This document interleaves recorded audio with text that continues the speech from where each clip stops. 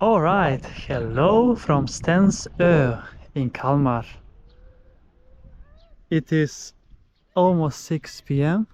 and it's time for beach adventure with Chris in Kalmar. And I'm on one of the 3 jetties here in Stensö, out on the Baltic Sea, and we can see most of the Kalmar also here. So it is beautiful nature all around, and there is even a sandy beach that's facing east, which means that it's now under shadow. So I decided to get here on the sun. So it is 20th of June and 23 degrees Celsius in the air and 20 degrees Celsius in the sea. And then that means that it's time for swim in the Baltic Sea here at Stensö.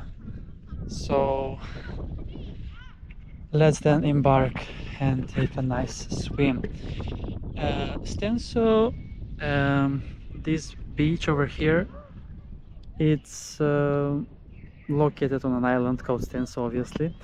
But Longvik spotted, I can see it also, it's just 600 meters, and I can see the diving platform that I jumped from earlier. Sea distance, it's maybe 300 meters. And yeah, now let's take a swim together. The water looks absolutely amazing.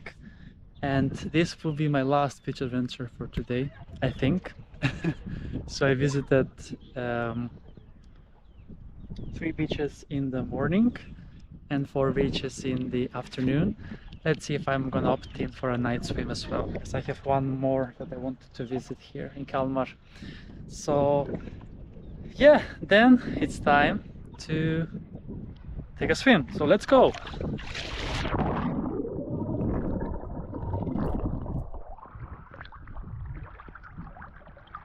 It's amazing. It's so beautiful. The salty water, it's really amazing. Beautiful. An amazing adventure here at Stensö, indeed.